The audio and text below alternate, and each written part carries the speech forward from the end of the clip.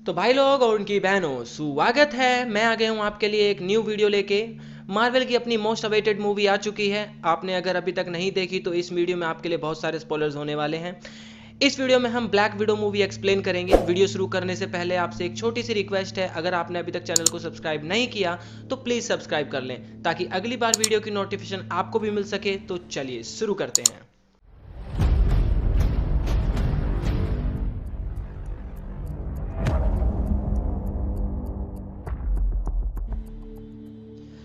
तो दोस्तों मूवी शुरू होती है ईयर 1995 ओहायो अमेरिका से, जहां नताशा अपनी छोटी मुंह बोली बहन यलीना के साथ खेल रही है। जहां यलीना गिर जाती है और रोने लगती है, तभी वहां उसकी मॉम आती है जिसका नाम है मलीना, और वो उसे यहाँ ये कह के चुप करा देती है कि जितना तुम्हें दर्द होगा उतना तुम स्ट्रोंग बनोगी। यहीं पे हमें ये भी पता चलता है कि अलेक्सी और मेलिना दोनों इनके सैरोगेट पेरेंट्स हैं, रियल पेरेंट्स नहीं है। जिसमें एलेक्सी जो है वो सुपर सोल्जर सीरम एक्सपेरिमेंट का पार्ट था, जैसे कैप्टन अमेरिका था अमेरिका में। कुछ वैसे ही ताकत एलेक्सी भी रखता है और वो रसिया वाले उसे रेड गार्डियन बुलाते हैं। तो होता यह है, जब एलेक्सी घर वापस आता है तो वो काफ़ी परेशान दिखता है, जिसे देखते ही मलीना समझ जाती है कि कुछ गड़बड़ है। तो एलेक्सी उसे बताता है कि टाइम आ गया है और हमें 1 घंटे में निकलना है। और तभी वहाँ जल्दबाजी शुरू हो जाती है और वो वहाँ से निकल के पहुँचते हैं एक अबैंडन्ड एयरपोर्ट पे, जहाँ एक प्लेन खड़ा होता है और वो लोग उसमें अपना सारा सामान रख के भागने वाले होते हैं। तभी वहां पुलिस आ जाती है और किसी तरह वो वहां से टेक ऑफ कर जाते हैं। बट इसी गोलीबारी में मेलिना को एक गोली लग जाती है, बट वो वहां से निकल जाते हैं और वो लोग पहुंच जाते हैं क्यूबा एक आर्मी बेस पे, जहां आर्मी वाले मेलिना को हॉस्पिटल ले जाते हैं। और एलेक्सी अपने पुराने दोस्तों से मिलता है और उन्हें एक फ्लोपी देता है और बोलता है मुझे दोबारा अंडरकवर मिशन पे मत भेजना, अब मुझे मेरा सूट दे दो, मुझे उसे पहनना है। तभी आर्मी वाले आते हैं और यलीना को ले जाने लगते हैं, बट नताशा समझ जाती है कि उसे रेड रूम के लिए ले जाया जा रहा है। तो वो उन्हें रोकने की कोशिश करती है और उसे देख के पता चलता है कि उसकी रेड रूम ट्रेनिंग ऑलरेडी शुरू हो चुकी है, बट वो लोग उन दोनों को बेहोश करके वहां से ले जाते हैं। जब उन दोनों की रेड रूम ट्रेनिंग शुरू होती है तो उस दौरान वो लोग बिछड़ जाती हैं और बिछड़ते वक्त नताशा यलीना को उन दोनों की फोटो देती है। उसके बाद कहानी सीधा प्रेजेंट में आती है 21 साल बाद, यानी कि ईयर 2016 में, जहां नताशा सिविल वॉर के इवेंट्स के बाद गवर्नमेंट से छुपती फिर रही है क्योंकि सोकोविया अवार्ड्स के कुछ रूल्स का वायलेशन किया है, जिसकी वजह से उसे सेक्रेटरी ऑफ स्टेट रॉस उसके पीछे पड़े हैं। जहां वो नताशा को पकड़ना चाहते हैं, बट नताशा की उन पे पहले से ही नजर होती है और वो रॉस को फोन करके बोलती है कि ऐसा मत करो, तुम खुद को एम्बैरेस कर रहे हो, तुम मुझे नहीं पकड़ पाओगे और तुम्हें कुछ हासिल नहीं होगा। मतलब कॉन्फिडेंस देख रहे हो छोरी का। और रोज उसे कहता है सरेंडर कर दो, बट नताशा कॉल काट देती है और रोज अपने लोगों को अलाउ कर देता है हमले के लिए। मगर होता यह है कि नताशा उस बिल्डिंग में थी ही नहीं, वो तो किसी अननोन लोकेशन में एक शिप पे होती है। भाई आगे स्वाद। छोरी की बात मान लेनी चाहिए थी, इतनी बेइज्जती ना होती। आगे हम देखते हैं मोरक्को में मेलिना रेड रूम ट्रेनिंग के बाद एक मिशन पे है, जहां वो किसी लड़की से कुछ रिट्रीव करना चाहती हैं और वो लड़की पहले ब्लैक विडो ग्रुप की मेंबर रह चुकी है। तो वहां पे यलीना उससे मारने वाली होती है कि वो लड़की यलीना पे एक रेड डस्ट का इस्तेमाल करती है, जिससे यह ऐसा लगता है कि यलीना किसी के कंट्रोल में थी और अब वो होश में आ गई है। यलीना को उस लड़की को मारने का अफसोस होता है और वो लड़की उसे बोलती है कि बाकी लड़कियों की भी मदद करो।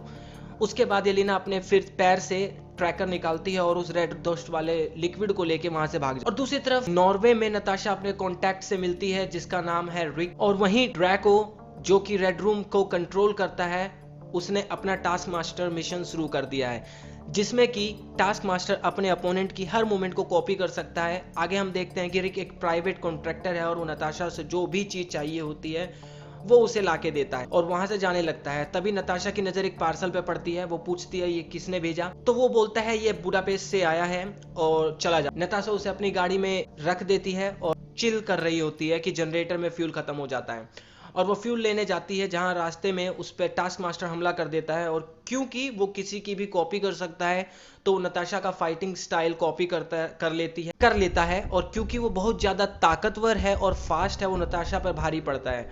मगर वो नताशा को छोड़ के गाड़ी के पीछे जाता है, तो जहां नताशा समझ जाती है कि वो उसके लिए नहीं आया, किसी और चीज के लिए आया, जिस पे नताशा उन दोनों में फाइट होती है। और बट नताशा वो रेड डस्ट लेके वहां से निकल जब वो एंटीडोट देखती है, उसे उसमें उसकी बचपन की फोटो मिलती है। ये वही फोटो है जो उसने यलीना को दी थी।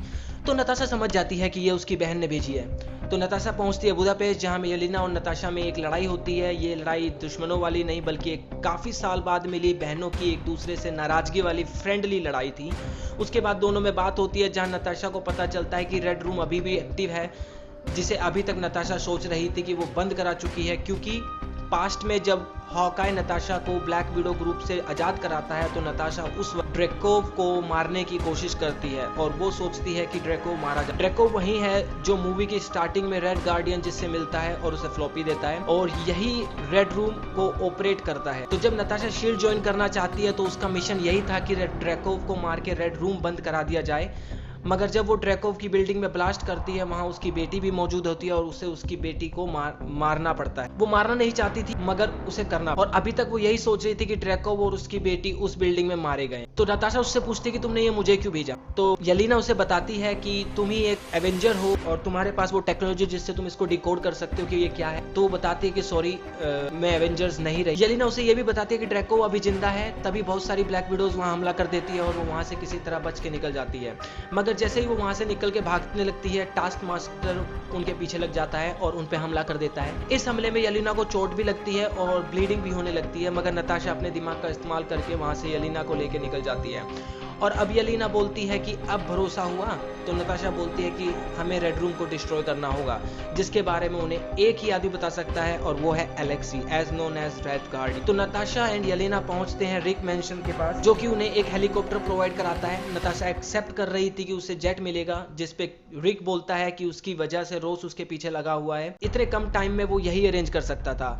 आगे हम देखते हैं एलेक्सी एक जेल में है और वहाँ खुद को कैप्टन अमेरिका से कंपेयर कर रहा है और लोगों से पंजा लड़ा रहा है। तभी उसे वहाँ एक मेल रिसीव होता है जिसपे उसे एक रेड गार्डियन का एक्शन फिगर मिलता है, और जब एक्शन फिगर की मुंडी टूट के उसके हाथ में आ जाती है तो उसे उसमें एक ईयरफोन छुपा हुआ मिलता है। जब वो उस ईयरपीस या ईयरफोन को कान में लगाता है तो नताशा उसे इंस्ट्रक्शंस देती है कि जेल से कैसे निकलना है, और वो उसे बोलती है कोई ड्रामा मत करना, चुपचाप वहां से निकलो। बट रेड गार्डियन या फिर कहो एलेक्सी वहां गार्ड को मारता है और काफी ज्यादा केओस क्रिएट कर देता है, जिसकी वजह से वहां भगदड़ मच जाती है और वो जेल से बाहर निकलता है। तो नताशा वहां हेलीकॉप्टर लेके उसका वेट कर रही होती है, बट इससे पहले कि एलेक्सी वहां से निकल पाता है, एक गार्ड उस पर टीज कर देता है, जिसकी वजह से नताशा को एक्शन में आना पड़ता है और वो गार्ड्स के साथ फाइट करती है और किसी तरह एलेक्सी को वहां से लेके निकल जाते हैं। हेलीकॉप्टर में पहुंचते ही येलेना और नताशा उस पर सवाल पूछना शुरू कर देते हैं कि रेड रूम कहाँ है, बट एलेक्सी बताता है कि जनरल ड्रेकोव, जो कि सिर्फ नाम का दोस्त था, उसे उसने धोखा दिया और जेल में सड़ने के लिए छोड़ दिया। उसे नहीं पता रेड रूम कहाँ है, तुम मलीना से क्यों नहीं पूछती। तो नताशा और येलेना दोनों चौंक जाते हैं और बोलते हैं कि मलीना जिंदा है, जिस पे वो बोलते हैं कि हाँ वो जिंदा है और वो अभी भी रेड रूम के लिए काम कर रही है। आगे हम देखते हैं कि एलेक्सी, येलेना एंड नताशा पहुंचते हैं मेलेना, उनकी सैरोगेट मदर के पास, जो कि किसी फार्म हाउस पे रहती है और वो किसी प्रोजेक्ट पे काम कर रही है जिसमें वो किसी का भी माइंड कंट्रोल कर सके, और वो वहाँ सुअरों पे एक्सपेरिमेंट कर रही हो। तो फिर वहाँ एक फैमिली यूनियन टाइप का होता है जिसमें सब एक दूसरे को पास्ट के लिए ब्लेम करते हैं, जहाँ येलेना को पता चलता है कि नताशा और येलेना दो विक्टिम्स थे, ये दोनों उनके रियल पेरेंट्स भी नहीं हैं, और वो लोग तो बस एक मिशन पे थे, जहाँ येलेना ब्रेक डाउन कर जाती है और बोलती है कि मेरे लिए सब कुछ मेरी माँ थी और मेरी लाइफ का एक इम्पॉर्टेंट हिस्सा थी, और आज मुझे पता चलता है कि मेरी लाइफ का सबसे अच्छा टाइम एक झूठ था और कुछ नहीं। और वो रोने लगती है और वहाँ से उठ के चली जाती है। तो एलेक्सी उससे पीछे पीछे जाता है उसे बात करने, और यहाँ नताशा और मेलिना दोनों बात करते हैं, जहाँ नताशा को पता चलता है कि रेड रूम प्रोग्राम के लिए उसे चूज़ किया गया था, उसके माँ बाप ने उसे छोड़ा नहीं बल्कि ड्रेकोव ने उसे उसके माँ बाप से खरीदा था। और यहाँ मेलिना बताती है कि उसे रेड रूम ट्रेनिंग में 4 बार गुजरना पड़ा, उसे एक एक्सपेरिमेंट की तरह यूज किया गया था और वो रेड रूम को उसके बारे में अलर्ट कर चुकी है और वो लोग आते ही हों। और दूसरी तरफ रेड गार्डियन येलेना को समझाने की कोशिश कर रहा है कि उसने उन्हें एक रियल डॉटर की तरह ही पाला है, उसका प्यार उन दोनों के लिए सच्चा था, तभी वहाँ रेड रूम से ब्लैक विडोज और गार्ड्स आ पहुंच जाते हैं और उन सबको वहां से लेके चले जाते हैं। रेड रूम पहुंच के ड्रेकोव मेलिना को उसकी सक्सेस के लिए कांग्रेस बोलता है और उसकी तारीफ करता है। तभी पता चलता है कि नताशा एंड मेलिना ने फेस मास्क टेक्नोलॉजी की मदद से अपने चेहरे बदल लिए और जहां वो जाना चाहती थी वो दोनों पहुंच चुकी हैं। नताशा को पता चलता है कि जो टास्क मास्टर है वो और कोई नहीं बल्कि ड्रेकोव की बेटी है एंटोनिया। दरअसल वो ब्लास्ट में दोनों बच गए थे, बट उसकी बेटी का फेस जल गया था। उसने अपनी बेटी को ही टास्क मास्टर बना दी और उसने उसकी गर्दन में एक चिप इंस्टॉल कर दी है जिसकी मदद से वो किसी को भी फाइटिंग स्किल को कॉपी कर सकती है और वो एक परफेक्ट सोल्जर बन। तभी नताशा उसे मारने की कोशिश करती है बट वो मार नहीं पाती क्योंकि रेड रूम प्रोग्राम में उनके अंदर एक पेरोन फिट किया गया था जिसकी मदद से जब भी वो ड्रैको की फ्रेग्रेंस को स्मेल करेंगे वो एक्टिवेट हो जाएगा और वो उसे चाह कर भी नहीं मार सकते। वो चाहे बंदूक उठा ले या चाकू बट वो मार नहीं सकते। इसकी मदद से वो दुनिया भर में जितनी भी ब्लैक विडोज हैं उनको एक डेस्क पे बैठे बैठे कंट्रोल कर सकता है। तभी पता चलता है कि ये नताशा का प्लान था सब विडो के बारे में पता लगाने का कि वो उन्हें कैसे कंट्रोल करता है ताकि वो उन्हें बचा सके। और उसे पहले से पता था कि उसकी बॉडी में फेरोन फिट है और वो उसे तब तक नहीं मार सकती जब तक कि उसकी स्मेल उसे आती रहे। ये सब मेलिना ने उसको पहले से ही बता दिया था। तो वो अपना सर डेस्क पे मारकर अपनी नर्व डैमेज कर देती है ताकि उसे ड्रैकोव की स्मेल आनी बंद हो जाए और वो उसे मार सके। उसके बाद वो ड्रैकोव को मारना शुरू कर देती है और दूसरी तरफ सभी कुछ ना कुछ कर रहे होते हैं। रेड गार्डियन टास्क मास्टर से फाइट कर रहा होता है। मेलिना शिप का इंजन बंद करने की कोशिश कर रही होती है ताकि वो जमीन पे लैंड कर सके और इस चीज में वो सक्सेस भी हो जाती है। वो इंजन ब्लास्ट कर देती है जिससे कि वो लोग जमीन की पे क्रैश करना शुरू हो जाते। और येलिना का काम था कि वो जितनी भी ब्लैक विडोज हैं उन्हें उसे रेड डस्ट के थ्रू ड्रैको के माइंड कंट्रोल से आजाद करा दे। अब होता यह है कि जब नताशा ड्रैको को मारने की शुरू करती है तो ड्रैको अलर्ट बटन दबा देता है जिसकी वजह से सब ब्लैक विडोज ड्रैको को बचाने पहुंच जाती है और नताशा पे हमला कर देती है और नताशा उनसे लड़ाई शुरू कर देती है। नताशा उनसे लड़ती है बट क्योंकि वो नंबर में ज्यादा हैं तो वो नताशा को ओवर पावर करने लगती हैं और वो नताशा को मारने ही वाली होती है कि एंड मोमेंट पे येलिना वहां पहुंच के उनके ऊपर रेड डस्ट का एक कंट्रोल ब्लास्ट कर देती है जिससे सब ब्लैक विडोज होश में आ जाती है और वो सब वहां से निकलने के लिए भागती हैं। नताशा उनसे कहती है कि तुम चलो मैं पीछे पीछे आ रही हूँ और वो कंट्रोल डेस्क पे जाके जल्दी से सब फाइल्स को कॉपी कर लेती है और जितनी भी ब्लैक विडोज दुनिया में हैं उन्हें ड्रैकोव के माइंड कंट्रोल से आजाद कर देती है। अब ये पूरा शिप क्रैश हो रहा है